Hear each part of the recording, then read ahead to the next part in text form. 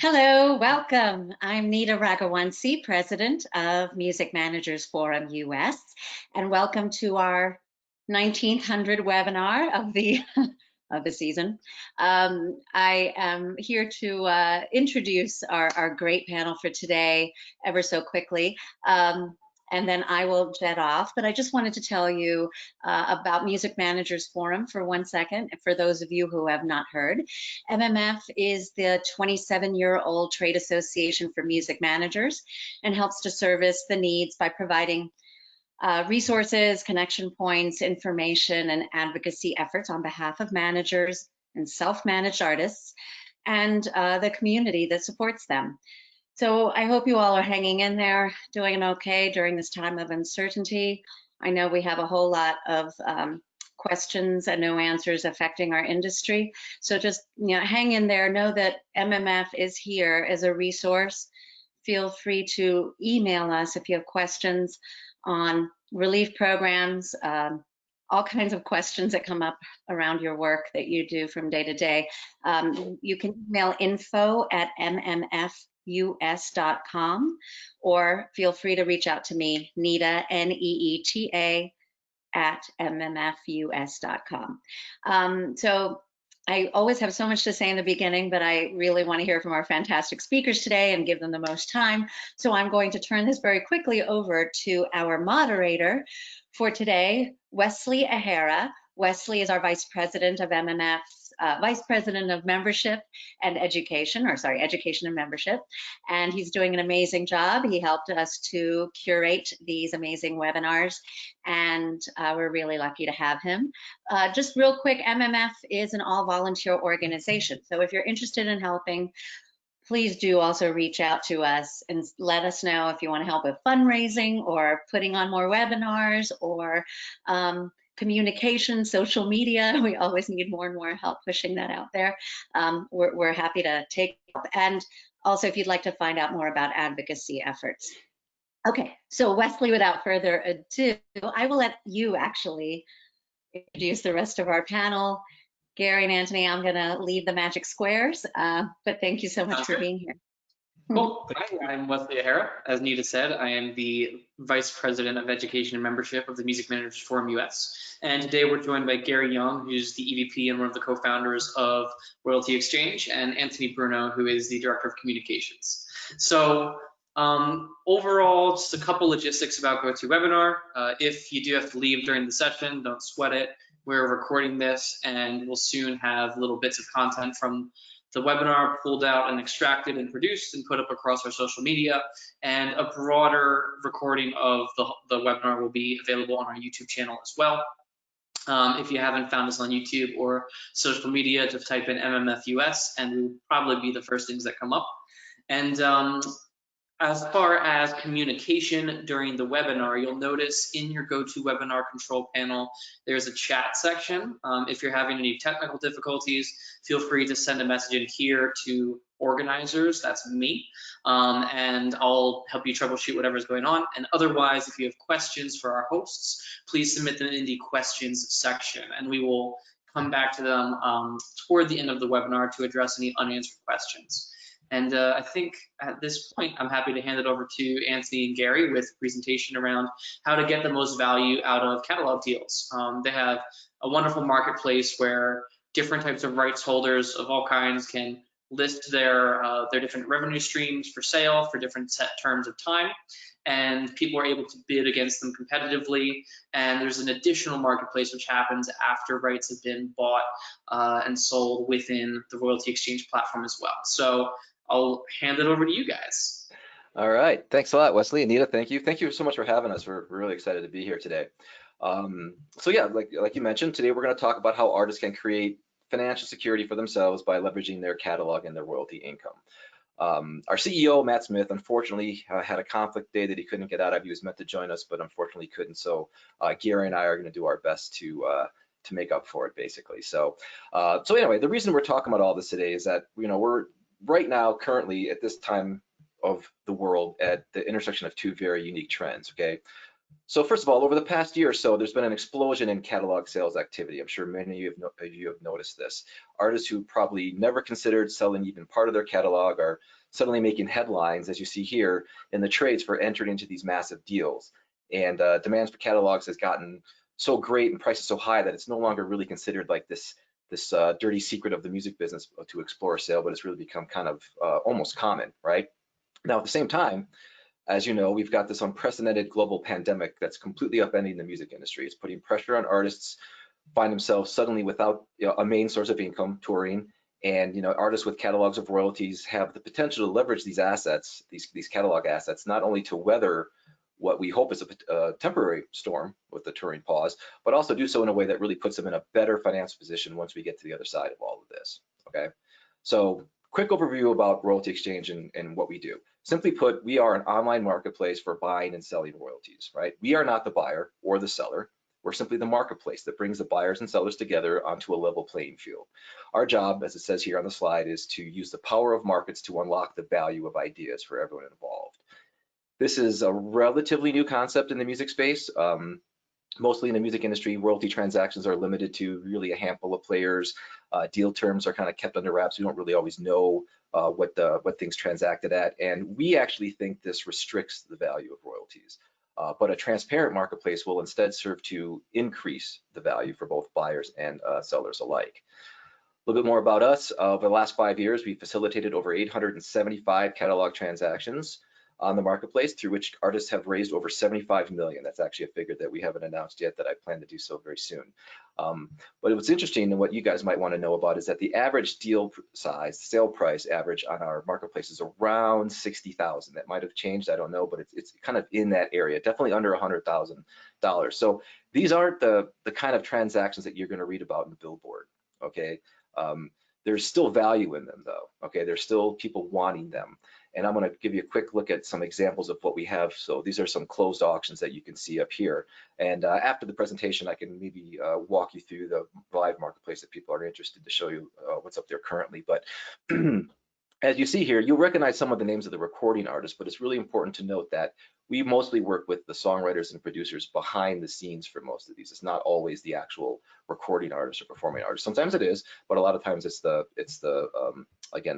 songwriter or the producer and whatnot. But the point is, you don't need to be, a Mark Ronson or a Richie Sambora to take advantage of the investor interest in music royalties. We can work with people at really all different types of levels. All right, real quick about some differentiation stuff. I'm sure you're aware of some of the bigger buyers of music catalogs that are out there. So let me quickly, point out the differences between using a marketplace like ours and a more traditional system of catalog sales or loans and advances. First of all, with us, it's not a zero-sum game. When you work with us, you're working with us. We're not working against each other, right? A lot of times, companies that are offering you a loan or offering to buy your catalog, they're kind of, it's a negotiation where with one side doing well, the other side has to do less well.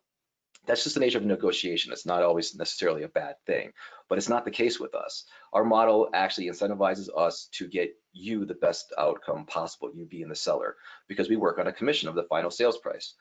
We've actually reduced that commission temporarily during this time, and we'll get to that towards the end here to explain how that works. But ultimately, the better that you do as a seller, the better we do as a company. So we work on the same side, basically. And another thing to point out is that on a marketplace, there's shared risk. There's a shared risk between buyers and sellers. In a private deal, that's not the case. Generally, the company providing the loan or the advance tends to set the terms of that. Loans have to be repaid according to an interest rate or a schedule that they set. Some places will analyze your earnings and try to say, okay, here's how much we think you're going to earn, and we could pay back based on this much, based on our analysis. But if they're wrong, you still need to pay back what they've provided to you. So you're still kind of on the hook a little bit, right? But in a marketplace, in our marketplace anyway, if a buyer, let's say, pays too much for a royalty stream, that's their risk. That's not yours. We deal with sales, even temporary sales. So the money raised on our marketplace is not subject to recoupment or payback. There's no refunds. The sales are final. The proceeds belong to you with no burden, no encumbrances. And so that's an important distinction to make, I think, about the nature of a marketplace, which is a word we stress quite a bit. So it's a model that's won over a lot of fans in the music business once they see how it can work for them. And keeping these distinctions in mind, I'm going to stop talking now about our introduction, and I'll let Gary, our executive vice president here, he's really on the front lines talking to artists and managers and lawyers every day, and he's going to walk you through how you can ensure you're getting the best value for your catalog, whether you work with us or otherwise. And I think it's important to note. So with that, Gary, I'm going to let you take it away. I'm going to advance the slides. You let me know if I'm too far ahead or too far behind, okay? Sounds good. Well, it's great to be here. So this presentation is really contains basically the 6 secrets that we believe are necessary to know to get a great catalog deal for your client. Okay, and so I'm going to run through them, and I'm excited to answer any questions at the end. So please just type them in as they come in. So okay, so secret number 1 is have a plan, right? The way we look at the world is that, you know, the point of selling your catalog or your client's catalog is to raise money for something, not just to raise money for the heck of it, and certainly not to just sell because the market for music royalties is hot right now, which it is. But that's not enough, right? At least in our opinion. And so, you know, we think that the best plan involves raising money to invest or achieve a particular goal, right? And that could be to finance a new music project, to redo a home studio, or even in these times to put in a home studio. And some of the clients we've worked with have used the money they can raise from their back catalog to also invest in other ventures outside of music to diversify their income stream. Because the way we look at it, it's a holistic view of your client's financial situation. And as effectively any financial advisor would say, if the only way you make money is from a single thing, you are not diversified and there's risk in that, right? The other thing is occasionally we'll work with clients to help them get out of debt, right? And that can be a really smart decision depending on the terms of that debt, right? And so the other thing is that I think is really quite important is, you know, the right amount of money injected into your client's career at the right time can have a disproportionate influence, right? And money that your clients can put to use today is frankly far more valuable than money that they can hope to collect in the future, right? That's the time value of money or the present value of money, right? And the right amount of money should be defined as what your client needs, not just the maximum amount that they could get, right? And you know, think about it, like if you've ever done a cash out refinance on your home, you know that you don't necessarily take all the money the bank will give you. Depending on the economic circumstances, sometimes the bank is going to give you as much money, so much that you'll choke on it, right? You take what you need for the project at hand, right? And helping your client understand that they should have a number in mind keeps you disciplined and focused on purpose of raising money. And frankly, this sets a stage for all the steps that follow, right? Because there's a trade-off when it comes to doing a catalog deal, right? Because I don't care what anybody says, nobody on earth is going to buy your client's catalog expecting to lose money on the deal. And I don't care if it's their publisher, their record label, a hedge fund, a large public company, a private investor, that they're all buying it with the expectation that they're going to make more money over time, right? And so you can see that here, right? It's a trade-off between a large sum of money today and potentially more money over time, right? And of course, you know, the people that buy catalogs are not omniscient, so that necessarily may not happen, but you should keep that in mind, right? And frankly, and I think this surprises people, but often I'll talk to songwriters, artists, producers, and talk them out of doing a deal, right? With us, with anybody, because sometimes it's just not the right decision, especially if they don't have a plan for the money, right? So that's the first secret. You gotta have a plan, right? The second secret is the deals do not have to be an all or nothing deal, right? And so if you imagine building off that first secret, right, you have a specific figure in mind that your client wants to raise, then you need the flexibility to sell that specific portion of your catalog, client's catalog to reach that goal. And you don't have to go beyond that, right? And so, and I think this is pretty intuitive for most people, but in reality, I mean, I've looked at probably close to 6,000 catalogs over the last 5 years, and most catalogs have a handful of songs that make up almost all the earnings, right? And this Pareto distribution, if there's any economists out there, where it's the 80-20 rule, right? And so the thing that shocked me, and I did not come from the music industry before we started Royalty Exchange, but the thing that shocked me at first was how the deals, it was binary. It was like, I'm going to sell my entire catalog and the story ends for me with these songs, or I'm not going to do anything at all, right? And I thought that was frankly totally insane. It didn't make any sense to me, right? And so when we were thinking about how we structured our business and built the tools that we built, the tools are designed to identify the songs that are making money so that people can sell the minimum amount they need to accomplish their goals, right? And because the other thing is, like, generally, right, you're looking at when someone wants to buy everything, right, they're generally not valuing, and there's some exceptions here, right, but especially the buyers that have proliferated in the last few years, primarily financial buyers, they're not valuing the uncut songs, the unreleased songs, the songs that aren't making money when it comes to coming up with a purchase price, right? And so, but they want them because it's basically just an option that they get for free. And that's crazy to me, right?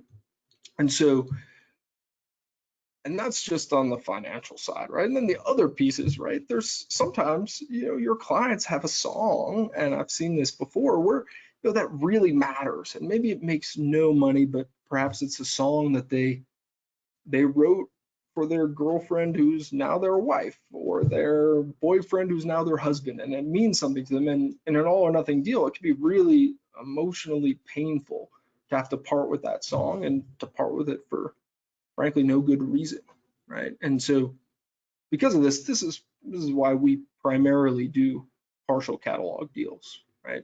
We prefer them, right? And like, by working with us, you can sell the royalties for just a handful of songs to get the money you need. Your client keeps basically the upside for those songs, which may turn out to be nothing, but maybe something, right? And then if we want to sort of go a little further down the rabbit hole, we often do deals for a handful of songs from a single source of income. So if you imagine your client's got 20 songs in their catalog, but 4 of them earn 80% of the money, right? We could do a deal where we just look at those older songs in the catalog that are making money, and your client can keep the new releases that still have earning momentum, right? And it's something we see all the time. It's someone wrote a bunch of hit songs that came out 5 years ago, and like anything, right? And you all have seen this, song comes out, there's this huge spike, especially if it's a radio hit, and then it drops pretty quickly, and then it levels out at some point. And often your clients can get the best deals for that stuff that they don't even think about anymore because it's more consistent, right? And investors on our marketplace, and investors almost anywhere, will pay more for something that's consistent, right? So that's one example of what we could do and what we advise our clients to do. The other thing is we can work off different royalty sources. So say one of your clients is an artist, they get paid by their record label. They write their songs, so they get paid from ASCAP, BMI, CSAC, and they also have a publisher, say it's Sony, for example, right? We could work with just one of those 3 sources to figure out, like, to basically work backwards from your client's goal to help them accomplish it. And then they keep most of the income, right? And then, and I know this is starting to get absurd, but if you keep going down this rabbit hole, right, we could do a percentage of the income. So we've had clients come to us and say, hey, I wrote this hit song. I need $50,000 for a down payment on a house. How do I get that? And it's like, okay, well, why don't we just sell 25% of the income from ASCAP on this one song, and we'll get you to that goal. then they keep 75% of the royalties going forward. They get the money they need. Everybody wins, right? And the last thing I'm going to say about this is that the other thing we do is we do buyouts and we do term deals, right? And generally those term deals are for 10 years. And so the way those deals work is the investor on our marketplace bids on the right to collect the royalties for a decade. And then no matter what happens at the end of those 10 years, the royalties revert back to your client. So it's a way to tap into the value of their catalog, but not give it up forever.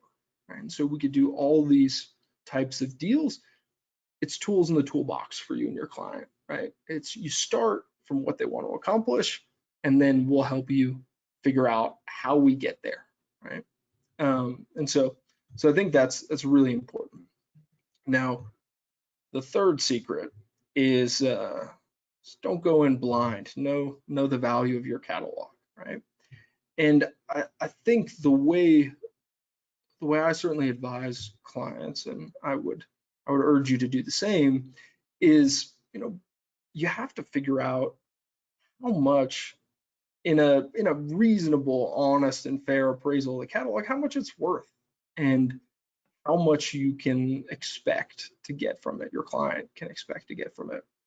And the problem can be that often, and I see this all the time with managers and songwriters and lawyers, they don't actually get this done before they start soliciting offers. And there's one very prominent attorney in Nashville who's a friend of mine, and I'll get calls from him once a month. That's just like the difference in what people are willing to pay for this catalog is absolutely insane. Someone's willing to pay twice as much as the other person, and you can sort of get knocked off your equilibrium because you end up, I don't know, trapped in a wilderness of mirrors. You don't know which way's up, which way's down, because the offers are so wildly different, right? And if the only source of valuation that you're getting is from the people that are negotiating to buy the catalog, there's some serious hazard there. It can be a bit dangerous, right? Because they're going to want to argue that their valuation is totally reasonable and makes a ton of sense. But the fact remains, at the end of the day, the less they pay for your client's catalog, the better they're going to do, right? That's the nature of the deal. There's nothing wrong with it. It's just a fact, right? And so that, and that piece is, and if you look on slide here, you can see, there's a couple different options here. You could guess, you can go on instinct, depending on how many catalog deals you do, that can be pretty accurate. It could be wildly wrong. You could pay for a valuation specialist. There's a number of really good ones. Usually they're pretty busy, especially now, and that's going to cost you. What we do is, we do valuations and appraisals for free, and we tell you what we believe the catalog will fetch in our marketplace. It's free. We do it.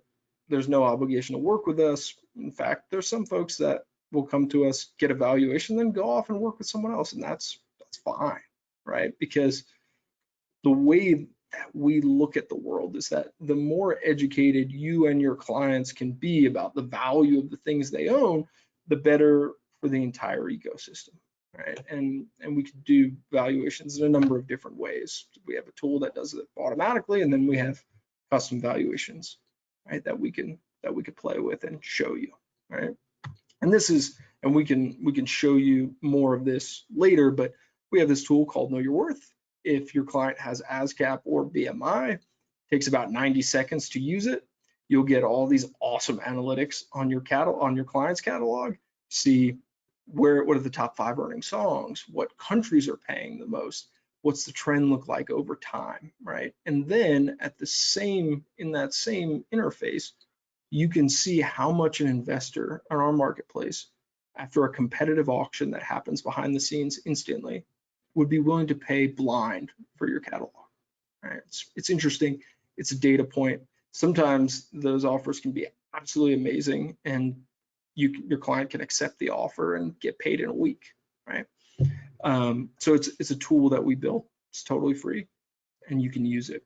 And then, of course, if your client's not earning from ASCAP or BMI, or they have other sources of income, which most do, then we put together those evaluations with our team internally. And those take a little bit longer, 3 to 5 days, but we put those together free of charge as well. Right? And so it's important. And then as part of that, right, we do that 80-20 catalog analysis that I talked about a few minutes ago. It's like, okay, you could look at your client's catalog, and it's like, okay, here are the 3 songs that make up 90% of the earnings. Let's just work with them, and let's keep all of the other upside for your client, right? And so I think that's important, right? Got to understand what the catalog's worth. You got to understand where the value is in it, because it can be uneven, right? Okay, secret number 4 is got to create competition, right? And the catalog sales have been going on for a long time, right? And frankly, the way that it's traditionally been done has been less than ideal for the songwriter, the artist, or the producer. It's a backroom deal. There's 1 or 2 potential buyers that have the money. Nobody talks about it. Nobody's allowed to talk about it because everybody signs NDAs, and the price and the terms are never really discussed except behind closed doors, right? And anytime you're in a situation where this scarce resource is demand, people to buy your catalog, then you don't have the power, right? And you often end up running someone else's process, which can be painful and also can result in a suboptimal price at the end of all of it, right? So you got to create competition. The way we do it is we've got approximately 27,000 investors that are registered with Royalty Exchange that are interested in buying royalties, right? We get about 1,000 new investors signing up to our site every month, right? And they're lining up to buy even in these circumstances, and they're excited about the opportunity to buy, right? And the way we do deals is, and you saw it earlier when Anthony was speaking, is primarily we hold auctions, right? And those investors have to compete against each other to see who's willing to pay the most. And they compete in public so that every other investor can see how much someone else is willing to pay, right? And it's a total shift. It's an inversion of the power dynamics in a traditional catalog transaction, right? So you have all of these investors competing to see who's willing to pay you the most, and that leads to pretty extraordinary outcomes. Okay. The way we do it is, we directly notify our list of investors when new listings, new assets are available. We do all of the due diligence. We share the details of each catalog. We say, this is interesting, this is exciting, this might not be so great, but here's something else that's really cool about this catalog. And then we make it easy for them to bid, right? And so you can kind of see, here's an example of the data that we provide investors for a specific catalog, right? You could see the detail that we present that helps them make an educated decision, right? And I think that's really important, right? So that's the work we do before anything comes up, right? Now, oh man, I hope this works. So basically, what I want to show you guys is this is a time-lapse video of the last half hour actually of an auction that had been going on for 3 days.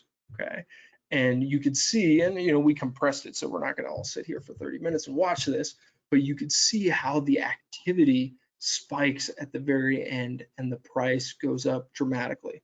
One thing to note, so you're not confused by the video, is we have a rule in the marketplace where if there's a bid in the last 5 minutes, the clock resets to 5 minutes. So you can't snipe assets on our marketplace.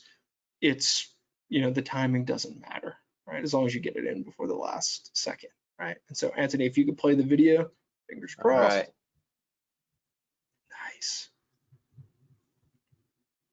And so you see that there's time is going down, bids are happening.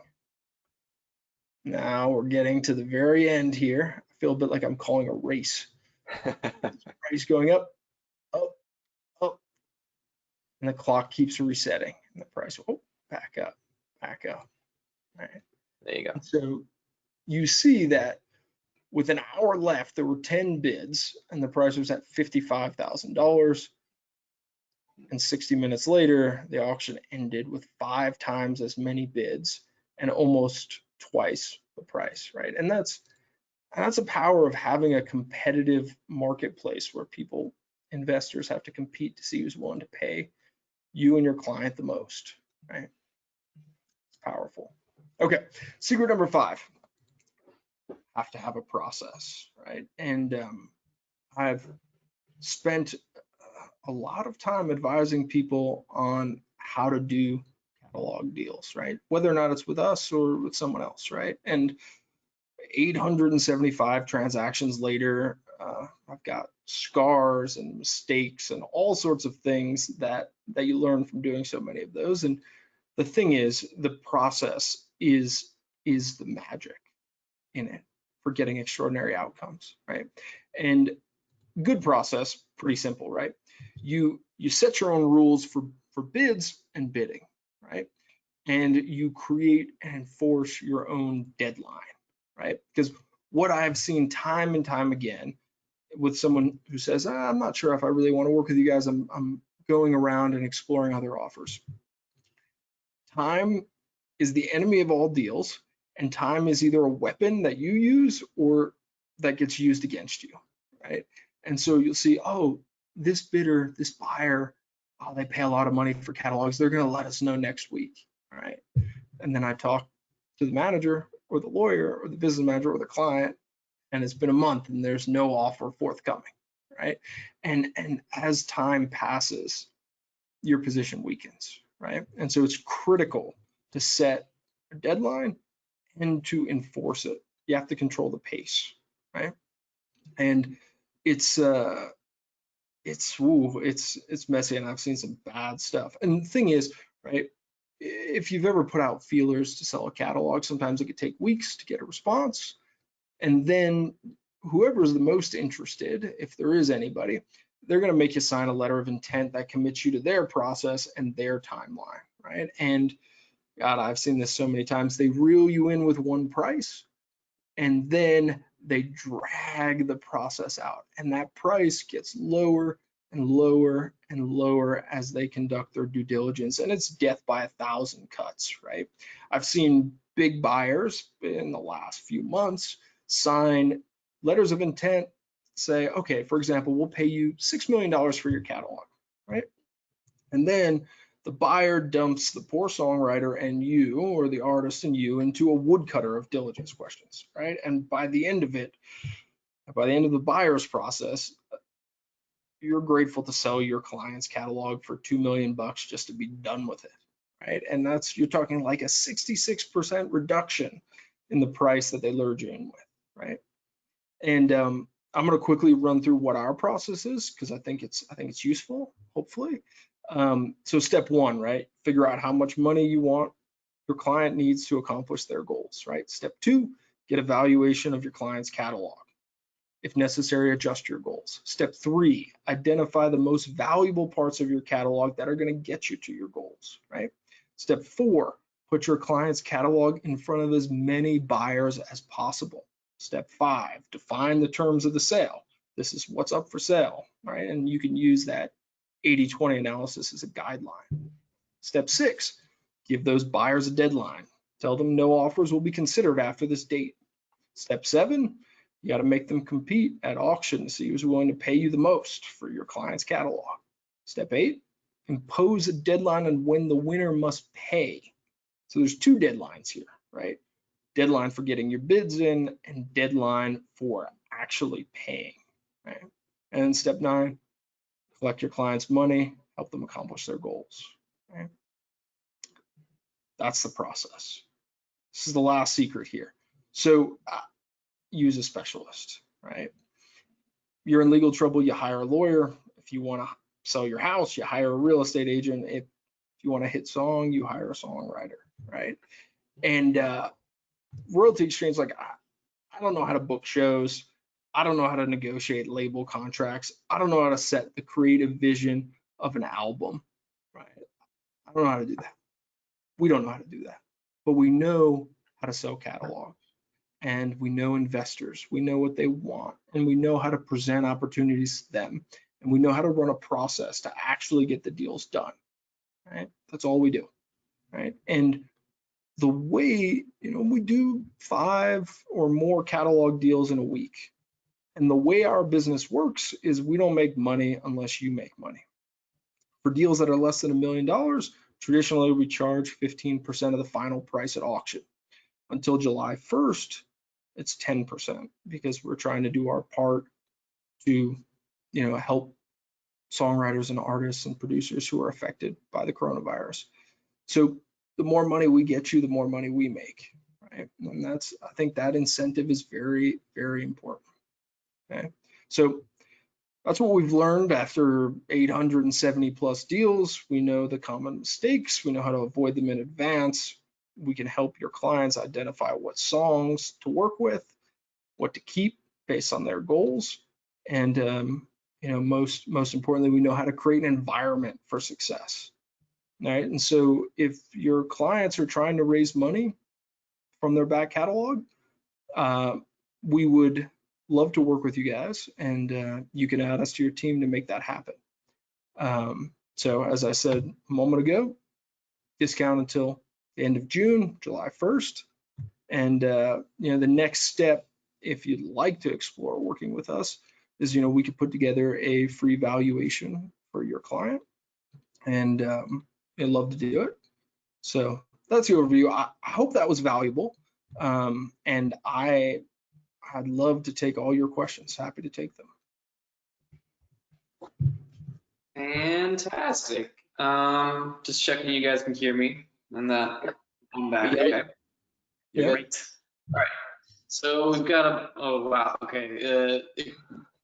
Naturally, when you finish the presentation, questions explode more. Okay. So first of all, thank you for that. It's extremely educational, and it's a great overview of not just what you guys do, but also the very, very real situation of when somebody wants to sell a catalog, what they're going to go through. I think the time delay factor is probably one of the hardest things that, as a manager and somebody who represents a bunch of rights or helps people who represent rights, like if you don't have a time limit that you can enforce on somebody yourself, then you're playing somebody else's game and somebody else's rules, and they can, they're gonna do crazy things. Yeah.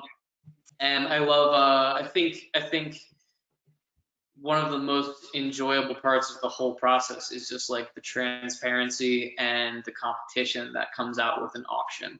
I used to be like an eBay shark, so it's funny to look at it.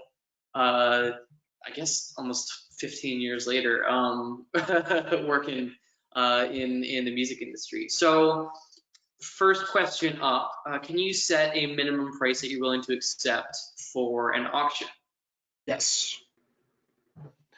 But And maybe expand on that a little bit. Well, let me just jump in. Like, so you can, but Gary, we do have some advice on maybe the best strategies to do so in terms of trying to draw competition and whatnot. Like, yes, you can set exactly what you want, but sometimes lowers actually get you more. Yeah. I've seen it a lot. So the way our auctions work, and also just as a side note, you can see every deal we've ever done on our website. But the way they work is the starting price is the reserve price, right? That's the minimum, right? And it's important because the investors on our site often are moving money around to buy these things. And so if they place a bid at the starting price, they have to know that this thing is for sale, right? And will happen. Yeah, that's gonna something's going to happen. Yeah, it's important. And so, we go back and forth. What we've seen over and over again is the lower your starting price, aka the reserve price, the higher you're going to end, because it creates more and more competition. But that's a discussion between you and us. And frankly, there's certain folks that I've said no to because they wanted to set a reserve price that was just not going to work. And it seemed like it would be a waste of both of our times. So you can set a reserve price on our site. If we think it'll work, we'll do it. If it won't, then I'll tell you the truth, and we won't do it. So Sounds good. And then who overall is permitted to buy and sell within Royalty Exchange? Let's start with who can buy. who can buy? Yeah, okay. So all the bids on our site are legally binding. And before anyone can place a bid, they have to be verified by our investor relations team. They understand that at the close of the auction, they have 2 business days to wire us the full amount of money. And then we educate them about the asset itself. And so until someone goes through that, they are not permitted to place a bid. And let me just jump in here real quick. So you do not need to be an accredited investor. There's a classification of investor called an accredited investor. Okay. That's not a requirement to bid on an auction. Okay, basically any high net worth individual that has the funds can bid on the auctions. But we do a personal phone verification to make sure they understand this is not a joke. If they bid, they actually do need to have the money, and there's legal consequences if they don't, and things like that. So we do that vetting process in advance. Yep. Okay. And then as far as selling, what was the other side to sell? Yeah. The process like on that side? Yeah. So this is a more nuanced answer. So we primarily work with songwriters and producers. Artists we work with, and more recently we've worked with a lot more now. Generally, we will work with any PRO income. We will work with most publishers. There's a few publishers that we won't work with, sort of the type that it's a couple people in their basement, and we're just not sure if they're going to exist in a few years. So that's generally one of the criteria. We do not work with Sound Exchange, unfortunately. There's We'd love to. We'd love to. I was about to dive in and ask about that, but yeah, keep going. Yeah, they're great, but there are restrictions on the assignability of Sound Exchange assets for artists. So we generally consider these on a case-by-case basis, but broadly that's what we do. And Gary, maybe mention, is there a minimum earning figure annually that the threshold you might need to meet? Great question. Yeah, $1,000 a year. That's it. So we've done deals for folks that have made $1,000 a year, and we've done deals with folks that are making $1.25 million a year in income. So it's pretty broad range. It's the power of software and building systems. Gary, I jumped on here because, hi everybody, I'm back. I wanted to ask you because I see that there's quite a few attorneys on the attendees list here.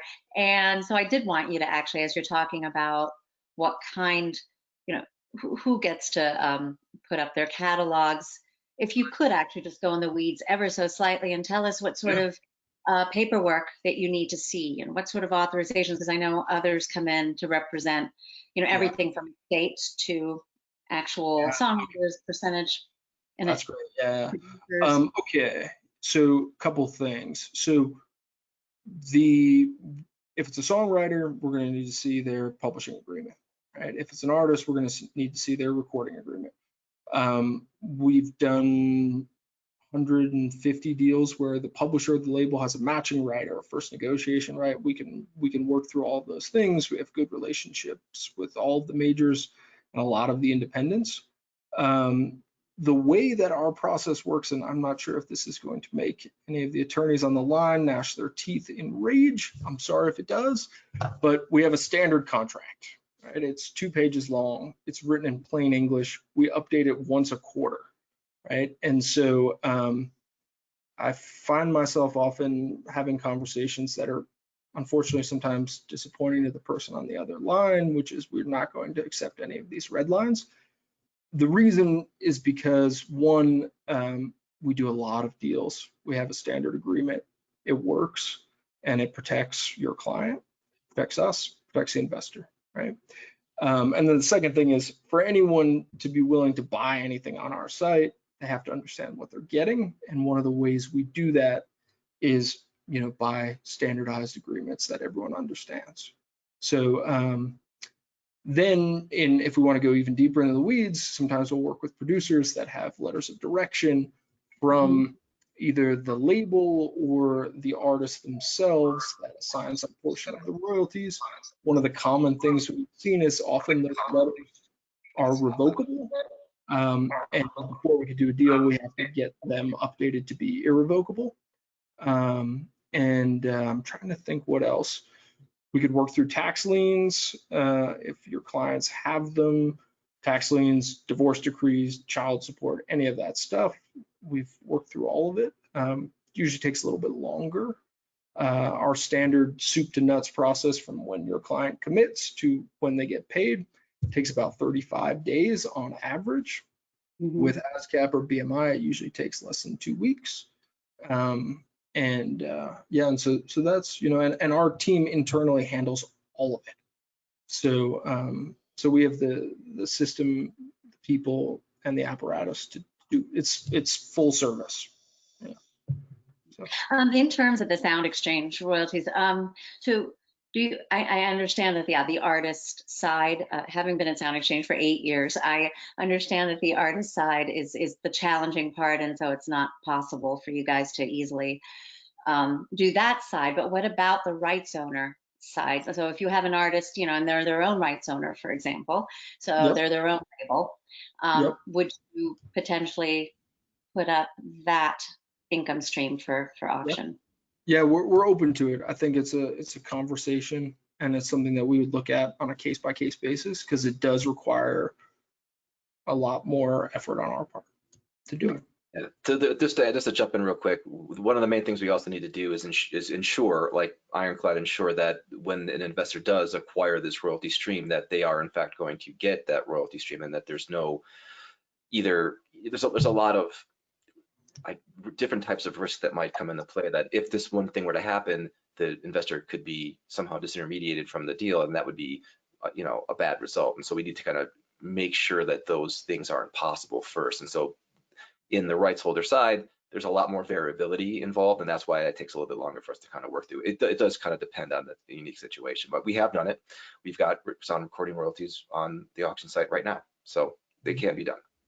Yeah. So I was wondering, is that mostly flowing through a distributor, or what's the kind of practical situation of how money would flow after, let's say, a sound recording is bought, or after a publishing asset is bought? Yeah, that's a great question. So generally, the way we do it is it varies a little bit between different royalty payors, but essentially we execute a letter of direction that directs the distributor to pay the royalties to us, and then we administer on behalf of the investors who purchase it, and we pass that income along to them, right? And we do that so that there's a central point where the royalty payors have one person they have to talk to instead of hundreds of investors who may not understand exactly like the intricacies of PRO payment systems, for example. And so it's a letter of direction is the short answer there. But the investor is though the legal owner. Like, it's not like we could suddenly take it. I mean, the agreement is that we're administrating it. It's like a typical royalty administration agreement. Yeah, exactly. Okay, cool. And then what's the process as far as where is the burden of due diligence on vetting the revenue streams that are being put up for auction? It's on us. So yeah, before we put anything up on our site, it has to clear a due diligence checklist that we have for each individual type of asset. And we go out and get the info that we need. Sometimes that involves speaking with the client's attorney. Sometimes it involves speaking with the client's publisher or record label. But yeah, we handle that. Cool. And there's, it typically involves someone comes in and say, hey, I have this royalty stream that I want to sell. To give the most basic answer, we just need to see proof that the person who's supposed to be paying those royalties to the seller is in fact doing so, and that's usually it. So hey, I've got BMI royalties and I want to sell 25% of them, we look at statements that shows that BMI is in fact sending this person those royalties, Yeah. and they kind of go from there. Yeah. Cool. And then are there any kind of ranges of multiples that happen across your platform? So just to answer this question a little bit beforehand, because there are so many different types of rights, because there's all rights because there's life of rights, because there's, set different terms, all of those different multiples are going to vary dramatically. Anthony, we discussed this as well. What do you think? Gary, tell me if I'm off, but I looked at these figures the other day. I think generally on a 10-year term, right? So if you're selling a portion of your royalties for only a term of 10 years, after which you get them back, the average is a little over 4.5x last 12 months. On life of rights, I'm going to give you an average, but it's a far greater range, man. I think on average it's around 8. All right. Yeah. But you've seen them go. I mean, they could be for certain catalogs that just are very new or just aren't earning very well. They could be, much lower than that, like in the 3s. But then we've had one that go for as high as 17. I mean, that's a rarity, but it can go into the 12s. We had one that went for, I think, 12 just last week, actually. So like, it really depends on the asset, that how consistently it earns, and the comfort level of the investor. But so it's a wide range, but the average on the life of rights would be around 8.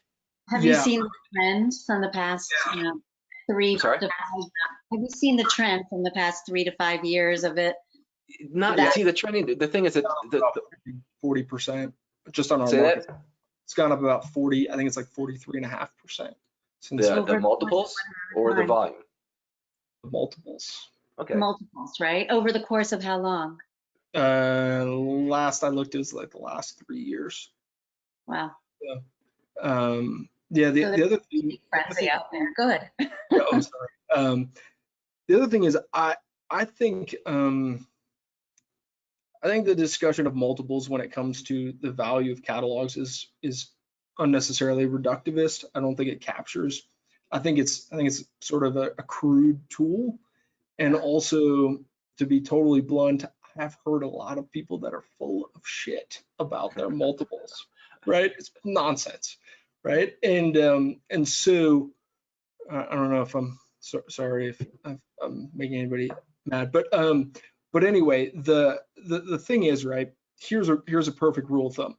The older the catalog is, the higher the price someone's going to pay for it. So on our platform, yes.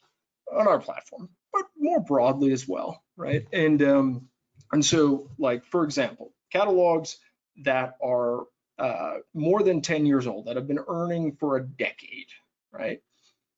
They never sell for less than 9 times on our site. Like, they haven't for a life of rights. Okay, and most of the time you're talking 11 to 14, right? Which kicks a lot of people's ass when it comes to the value of these catalogs. Now, if you show up with a client that has a song that came out a year ago that's making 80% of its money from the radio or from a big playlist on Spotify, you're not going to get 10 times. Doesn't matter how hot that song is, or how hot the artist is, or how hot, the everything, right? Because those royalties are about to drop off a cliff generally. And so the older the catalog is, you're going to get a lot more relative value for it. So it's my rant on multiples. And yeah, I think that's a great rant. Part of the simplicity of multiples is when you're just shopping catalog around, and then all of the different, let's say, publishers give you their own number, and that's based on their secret valuations, and then you have your secret valuation, and all of that stuff. And when you put things out in the open and let everyone go swing for it for real, it's a little different. Another question on the publishing. Just to jump in there, just real quick though, we don't have a secret valuation. We have an open marketplace that decides, and that's the whole beauty of it. It's a marketplace. Oh yeah. And it's a marketplace driven. The market decides the value. Right, and that's really, really important. Yeah. Sorry. Willing buyer, willing seller. Yes. Yes. Yeah. Yeah.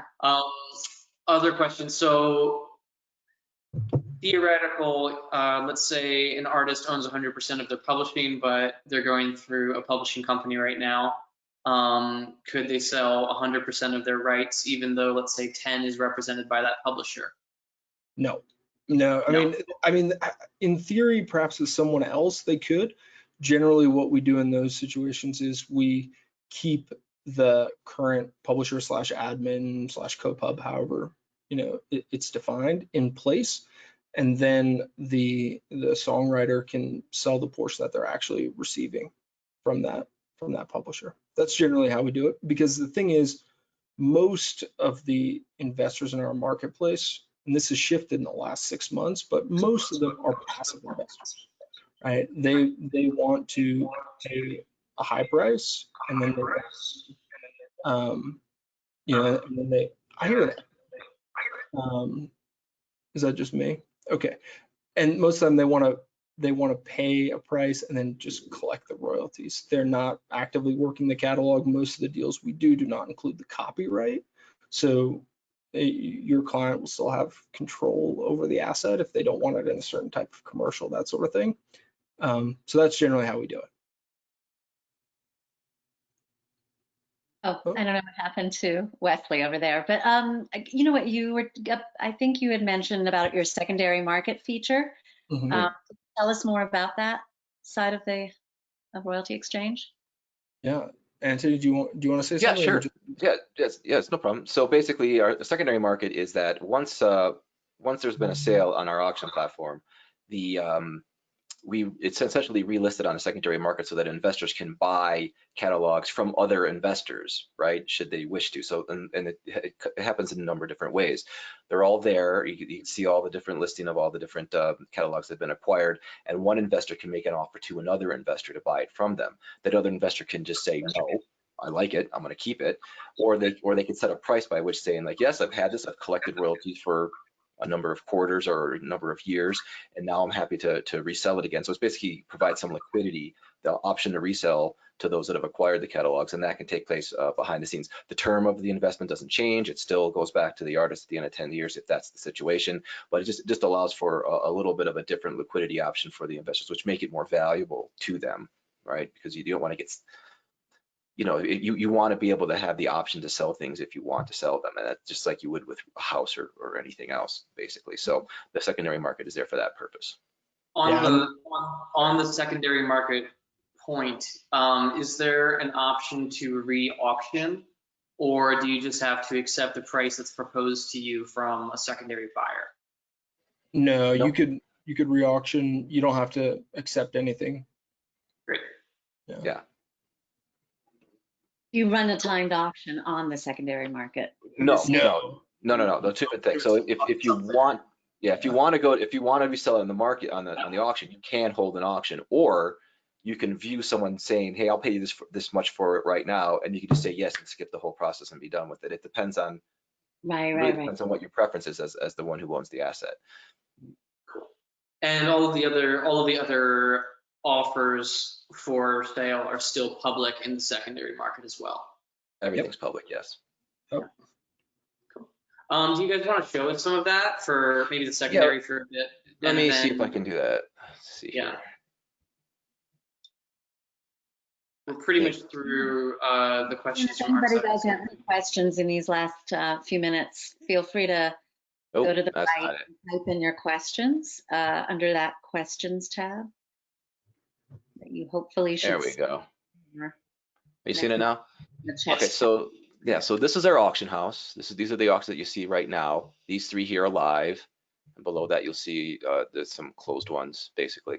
And then down here is just a screenshot of the secondary market, which I'm gonna go to now.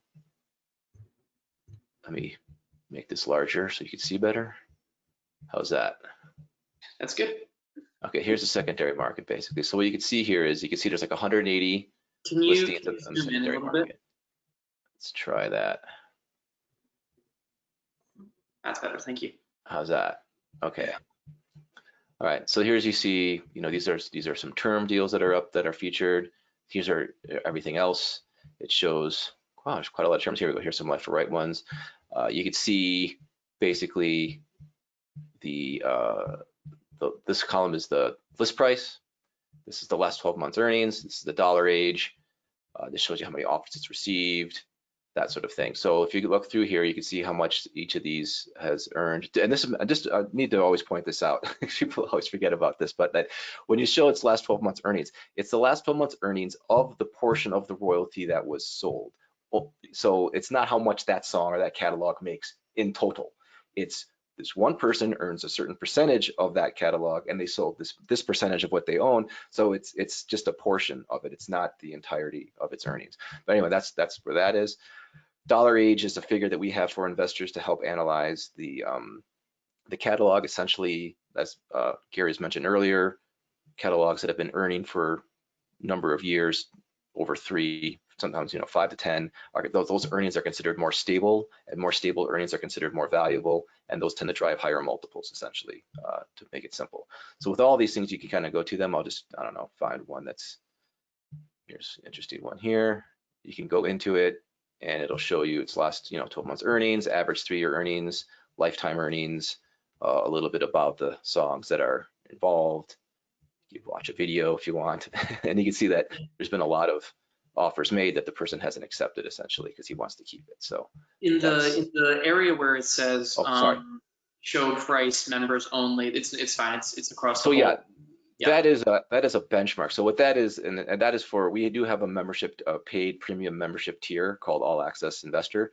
And so what this is, this figure is, I don't have it, so I can't show it, but it's basically an algorithm that we use to show a sort of a center line. Like generally, based on this algorithm, this is around what it may go for. It's not an analysis of the actual catalog. It's just more like, here's the dollar age, here's this last 12 months earnings. That kind of kicks out like, here's kind of a center line price that would be reasonable to either list it at or offer it at. It could go more depending on the categories or the different components of the catalog. It could be less. It's just sort of a basic guideline to kind of give an investor a place to start to create an analysis, and then they can take it from there. It's not saying this is what it's worth, because it's much more broad than that. It's a broad sword applied to every single listing in the secondary market. Cool. What are the kind of like price tiers of the all access investor plans? Are those on your site? Oh, I see. Yep. Let's see. Gary, I'm forgetting what it is right now. I think there's a price to join, and then there's a different price for renewal. Yeah, so it's $4,500 to join, and then it's $999 a year after that to continue. What you get a number of benefits, and we keep expanding the benefits over time. So for example, when someone buys something at auction, the buyer is charged a 1% fee of the total asset price. If you're an all access investor, you don't pay that fee. You also get access to original research that we publish. On a monthly basis, we analyze roughly 150,000 individual songs for their royalty income. You can see trends in the market, all that fun stuff. And then you get access to this analyst benchmark, which Anthony was speaking of earlier. And there's a number of other things as well, but that's a big thing. Cool. Yeah.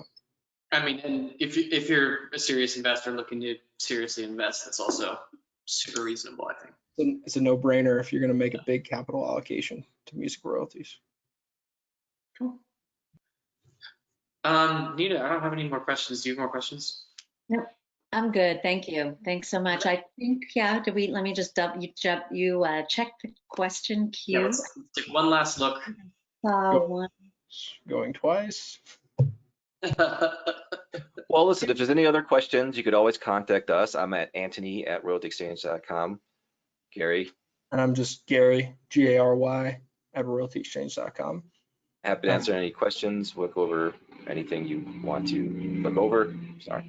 And if you want free valuation for your client, just email me and I'll get you taken care of. Sounds good. Well, Wesley, that last question. yeah, I was about to say. So there's another question of a final question is a good one. Do you guys allow the sale of residual income from any, sales related residuals, or for instance, they're asking about if you have a royalty free sound, which can be sold and bought again and again and again. I guess this is kind of like playing toward the splice market, or Yeah. things like that. How does that kind of go? We don't generally do it. There's a couple reasons. So most of the things that we work with are songs that people actively choose to listen to versus underlying components. I think those underlying components are vulnerable to economic substitution and are not can be a great source of income for the person that makes them, but for someone to invest in it, it doesn't seem like it makes a ton of sense for us right now. Yeah. Cool. All right, that's everything. So thanks so much, Gary, Anthony. Great session. Can't wait to have the recording ready. And thanks everyone in the audience for your questions. So it's Anthony at Royalty Exchange. Whoa, no. Anthony at royaltyexchange.com and Gary at royaltyexchange.com. That's correct. Definitely not the other company. Right. Thank you both for being here. We really Thank you so much for having us. It's been fun. And yeah, I'm excited to stay in touch and ask you more follow-up questions later. So we're here for. Sounds Thank good. you. Thanks, Thanks everyone for joining us, and stay tuned. Look at your socials, look at your MMF email list to go to the MMF website and sign up for the email list if you haven't already, to make sure that you find out about our future webinars, and we'll just keep going, and everybody stay hanging there and stay good, and we'll see you all next time. Bye. Thanks. Bye.